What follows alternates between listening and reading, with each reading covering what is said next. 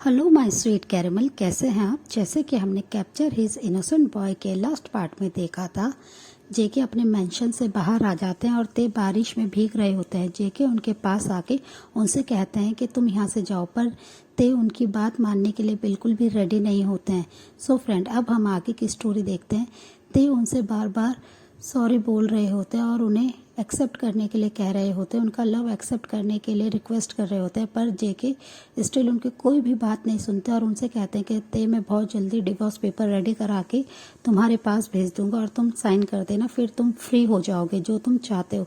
ये बात सुनते ही ते बहुत ही ज़्यादा शॉक्ड हो जाते हैं और उनकी आंखों से आंसू स्लाइड होने शुरू हो जाते हैं और वो उनके आगे हाथ जोड़ के खड़े हो जाते हैं और वो बार बार रोते हुए उनसे माफ़ी मांगते हैं और जेके को अपने आप को एक्सेप्ट करने के लिए कहते हैं और कहते हैं कि प्लीज़ कुकी, मुझसे मिस्टेक हो गई, मैंने ऐसा कुछ नहीं सोचा था, मैं आपको हर्ट नहीं करना चाहता था, मैं आपसे बहुत लव करता हूँ, प्लीज़ मुझे एक्सेप्ट कर लीजिए। और वो ये कहकर बहुत ज़्यादा रो रहे होते हैं। जेके को भी बहुत ज़्यादा हर्ट हो रहा होता है अपने बेबी बॉय को इस तरीके से रोते हुए देखकर, पर वो स्टिल वैसे ही अपने फेस पे कोई भी ऐसा सैड एक्सप्रेशन नहीं लाते हैं। वो अपने कोल्ड एक्सप्रेशन से और कोल्ड वॉइस में कहते हैं कि तुम बारिश में ऐसे मत भीगो, तुम्हारी इससे तबीयत खराब हो जाएगी और तुम अभी के अभी अपने पेरेंट्स के घर जा सकते हो। तुम्हें जो चाहिए था मैं तुम्हें वो दे रहा हूँ, तो तुम्हें हैप्पी होना चाहिए, तुम क्यों रो रहे हो। और वो ये ऐसी बात कहते हुए उनकी तरफ बहुत ही कोल्डली देखते हैं।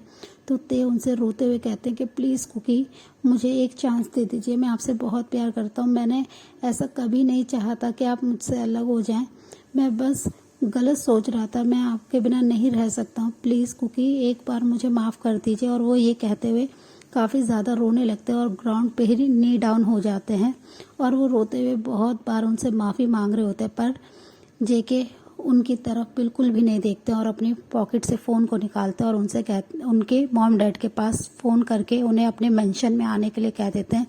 तो ये देखकर काफ़ी ज़्यादा शॉक्ड हो जाते हैं और वो स्टिल बारिश में भीगते हुए उनकी तरफ देखते हुए रोते रहते हैं और कहते हैं कि प्लीज़ कुकी, ऐसा मत कीजिए, मुझे आप अपने से अलग मत कीजिए, मैं आपके बिना नहीं रह सकता हूँ। और वो ये बातें काफ़ी ज़्यादा रोते हुए कह रहे होते हैं, पर जेके उनकी तरफ देखते हैं और उनसे कहते हैं कि तुम्हें मेरी बात समझ में क्यों नहीं आती है, तुम यहाँ से जा सकते हो, मैं तुम्हें फ्री कर रहा हूँ। और वो ये कहते हैं और कहते हैं कि तुम्हें अब मेरे साथ कोई भी एक्टिंग करने की ज़रूरत नहीं है, तुम अब से फ्री हो, तुम मेरे साथ प्यार की एक्टिंग कर रहे थे ना, अब तुम्हें वो कुछ भी करना नहीं होगा।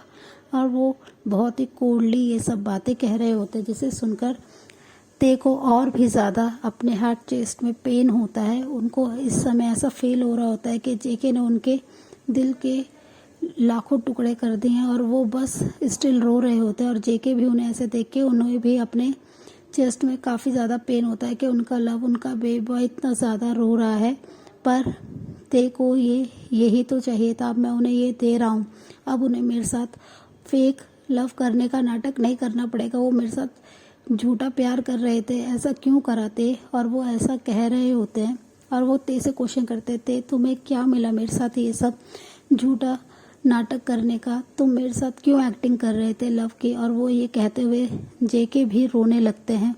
तो ते उन्हें इस तरीके से रोता हुआ देखकर ते को बहुत ज़्यादा हर्ट होता है और वो अपने हैंड से जेके के आंसू को वाइप करने के लिए अपने हैंड को आगे बढ़ाते हैं। तो जेके उनके हैंड को पकड़ लेते हैं और अपनी बहुत ही हार्श वॉइस में उनसे कहते हैं कि प्लीज़ ते, तुम्हें अब और कुछ करने की ज़रूरत नहीं है मेरे लिए, तुम बस यहाँ से चले जाओ, मैं तुम्हें अब फ्री करना चाहता हूँ।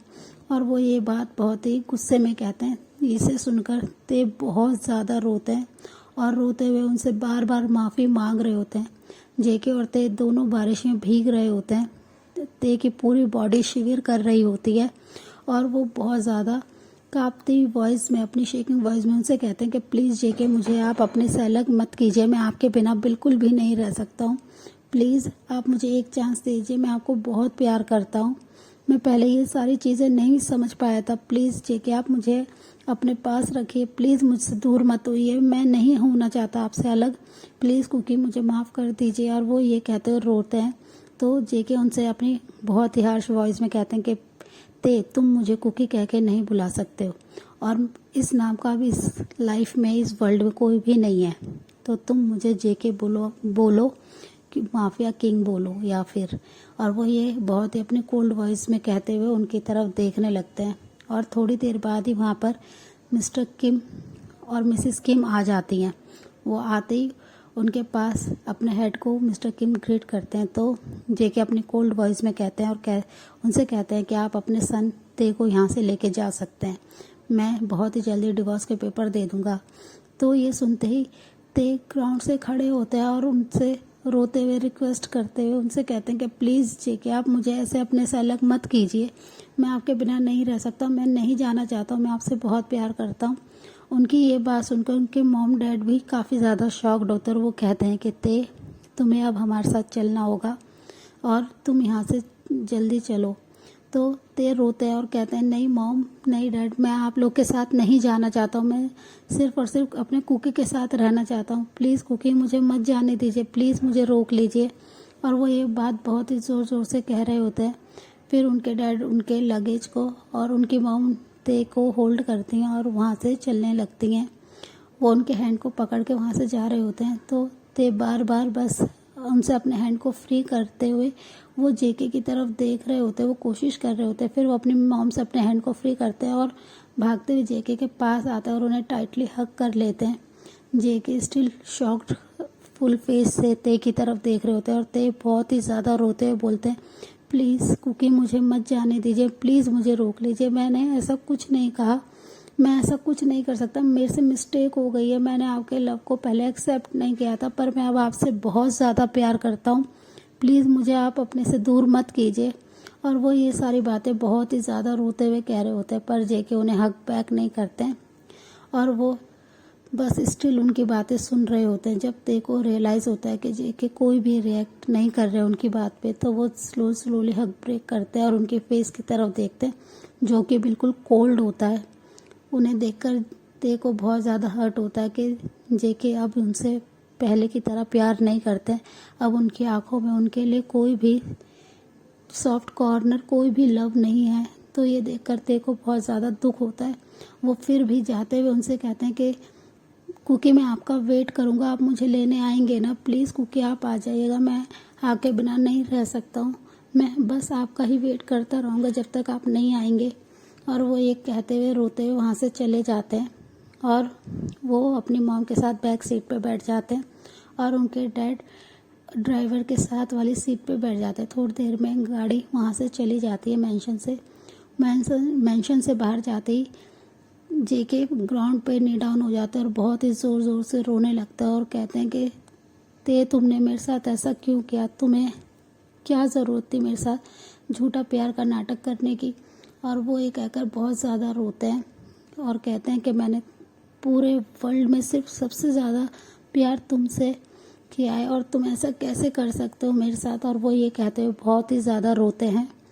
और दूसरी साइड ते कार में बैठे बहुत ही साइलेंटली बस रो रहे होते हैं, वो कंटिन्यूसली रो रहे होते हैं। 40 मिनट्स के बाद जब तायोंग अपने घर आ जाते हैं अपने मॉम डैड के साथ, तो वो कार से बाहर आते हैं और भागते हुए अपने बेडरूम में चले जाते हैं और रूम के डोर को लॉक कर लेते हैं और बेड पे आके बहुत ही ज़्यादा रोने लगते हैं। वो बस बार बार विस्पर करके बोल रहे होते हैं कि जेके आप मुझे अपने आप से दूर कैसे कर सकते हैं, अब आप पहले की तरह मुझे प्यार क्यों नहीं कर रहे, जब मैं आपके साथ नहीं रहना चाहता था तब आपने मुझे कैप्चर करके रखा और अब जब मैं आपके साथ रहना चाहता हूँ तो आपने मुझे क्यों यहाँ पे आने दिया, मैं आपसे बहुत प्यार करता, आप ऐसा क्यों कर रहे हैं मेरे साथ। और वो ये कहकर बहुत ही ज़्यादा रो रहे होते हैं। और दूसरी साइड जेके भी अपने रूम में आ जाते हैं। वो स्टिल बेड पे बैठ के बार बार सिर्फ ते के बारे में सोच रहे होते हैं। वो सोच रहे होते हैं कहीं ते उनसे सच तो नहीं कह रहे, कहीं वो उनसे सच्ची में प्यार तो नहीं करते हैं। और वो बस ते के ही बारे में सोच रहे होते हैं। वो बहुत ज़्यादा ते के थॉट्स में बिजी होते हैं और वो सोचते हुए ऐसे ही अपने बेड पे लेट जाते हैं और थोड़ी देर में अपने आइज़ को क्लोज करके कुछ ही देर में वो ते के बारे में सोचते हुए सो जाते हैं। और दूसरी साइड ते भी रोते हुए कब सो जाते हैं उन्हें पता नहीं चलता है। और ऐसे ही टाइम को स्किप करते हैं। 10 डेज हो चुके होते हैं और ते बस जेके के फ़ोन कॉल का या जेके के आने का ही वेट कर रहे होते हैं। वो अपने घर में अपने मॉम डैड में से किसी से भी कोई भी बात नहीं करते, वो बहुत ही ज़्यादा सैड रहने लगे थे। और दूसरी साइड जेके भी बहुत ही ज़्यादा अपसेट रहते थे। जिमिन और शुगा ने बहुत बार कोशिश करी थी जेके को समझाने की, उन्हें मनाने की कि अब उनका गुस्सा शांत हो जाए तो वो ते को वापस बुला लें। शुगा उनसे कई बार बात करने की कोशिश करते हैं पर जेके किसी की भी बात सुनने के लिए बिल्कुल भी रेडी नहीं होते हैं। जिमिन उनसे कई बार कहते हैं कि ते तुमसे सच्ची में बहुत प्यार करता है। जेके तुम ये सब क्या कर रहे हो? तुम अपने लव को कैसे अपने से दूर जा सकते हो? तुम्हें ऐसा नहीं करना चाहिए। तुम तो यही चाहते थे कि ते तुमसे प्यार करे, अब ते तुमसे इतना प्यार करता है तो तुमने अपने प्यार को अपने से दूर कर दिया। तो जेके उनसे अपनी बहुत ही क्रैकिंग वॉइस में कहते हैं कि ते मुझसे कोई प्यार नहीं करता है ह्योंग, आप भी जानते हैं। वो सिर्फ और सिर्फ मुझसे नफरत करता है, मुझसे डरता है और वो मुझसे फ्री होना चाहता है।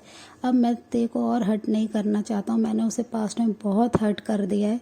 अब बस मैं चाहता हूँ ते अपनी लाइफ में पीसफुली रहे, वो बहुत ज़्यादा खुश रहे, इसलिए मैं उसकी लाइफ से दूर हो गया हूँ। शुगा उन्हें समझाते हैं कि ते तुम्हारे साथ खुश है, तुम क्यों नहीं समझते हो, तुम उसे ऐसे क्यों पनिश कर रहे हो? पर जेके उनकी कोई भी बात का आंसर नहीं देते और वो अपने सैड फेस के साथ वहाँ से चले जाते हैं। और दूसरी साइड ते बहुत ही ज़्यादा अपसेट रहने लगे थे। उनकी मॉम डैड उन्हें बहुत कोशिश करते हैं खुश रखने की, पर ते बहुत ही साइलेंट हो चुके थे। वो किसी से भी कोई बात नहीं करते थे, वो बस पूरा टाइम अपने बेडरूम में ही बिताते थे। और ऐसे ही ते काफ़ी ज़्यादा वीक हो गए थे, उन्होंने ऑलमोस्ट अपना फूड लेना बंद कर दिया था। वो बस थोड़ा बहुत फूड लेते थे अपने पेरेंट्स के फोर्स करने पे, वो प्रॉपरली अपनी डाइट नहीं ले रहे थे, जिसकी वजह से ते बहुत ज़्यादा वीक हो गए थे और उनका बहुत ही ज़्यादा वेट कम हो गया था। और वो बस ऐसे ही बहुत ही साइलेंट रहने लगे थे। उनकी मॉम के बहुत ज़्यादा फोर्स करने पे वो कभी कभी अपने रूम से बाहर आते थे और बस थोड़ी देर गार्डन एरिया में वॉक करते थे। उनकी मॉम उनको बहुत समझाने की कोशिश करती थी पर स्टिल ते सिर्फ और सिर्फ कुकी को मिस करते थे। वो बस कुकी के बारे में ही सोचते रहते थे और रोते रहते थे। वो एक दिन ऐसे ही अपने गार्डन एरिया में वॉक कर रहे होते, सडनली उन्हें काफ़ी ज़्यादा डिजीनेस फील होती है और उनकी आंखों के आगे सडनली ब्लैक डॉट आना शुरू हो जाते हैं। वो काफ़ी कोशिश करते हैं अपने आप को संभालने की, इतने में ही वो अनकॉन्शियस हो जाते हैं और फ्लोर पे गिर जाते हैं। मिसेस किम दूर से ये देखती हैं, वो भागते हुए ते के पास आती हैं और आते ही ते को हैंड को टाइटली होल्ड कर लेते हैं और ज़ोर से चिल्लाते हुए मिस्टर किम को बुलाते हैं। मिस्टर किम और कुछ सर्वेंट उनके पास आ जाते हैं और वो ते को कैरी करते हैं अपने आर्म्स में और उन्हें उनके बेडरूम में ले आते हैं। और मिसेस किम उनके हैंड को टाइटली होल्ड करके रोने लगती हैं कि उनके सन को सडनली क्या हो गया। वो काफ़ी ज़्यादा ते के लिए वरिड हो जाती हैं। मिस्टर किम अपने फ़ोन को लेते हैं और वो डॉक्टर को कॉल करके अपने मेंशन में आने के लिए कहते हैं। मिस्टर किम की कॉल सुनते ही डॉक्टर 30 मिनट्स के अंदर ही उनके मेंशन में आ जाते हैं और वो उनके पास आके उनसे कहते हैं कि कौन पेशेंट है, तो वो अपने सन की तरफ इशारा कर देते हैं। तो डॉक्टर आके उन्हें चेक करने लगते हैं।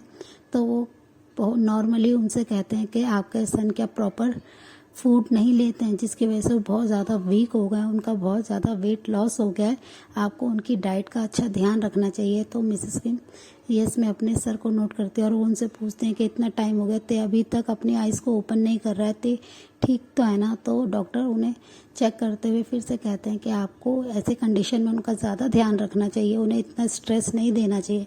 ये सुनकर मिस्टर किम और मिसेस किम एक दूसरे की तरफ देखते हैं, फिर वो डॉक्टर की फेस की तरफ देखते हैं। तो डॉक्टर समझ जाते हैं कि कोई भी बात नहीं समझे, तो वो उन्हें बहुत ही आराम से कहते हैं कि सर आपको इस कंडीशन में अपने सन का ज़्यादा ध्यान रखना चाहिए। सो फ्रेंड, इस पार्ट को हम यहीं एंड करते हैं, मिलते हैं इसके नेक्स्ट पार्ट में। तब तक के लिए आप मेरी वीडियो को लाइक शेयर कमेंट कीजिए और मेरे चैनल को प्लीज़ सब्सक्राइब कीजिए। So friend, bye, thanks for watching.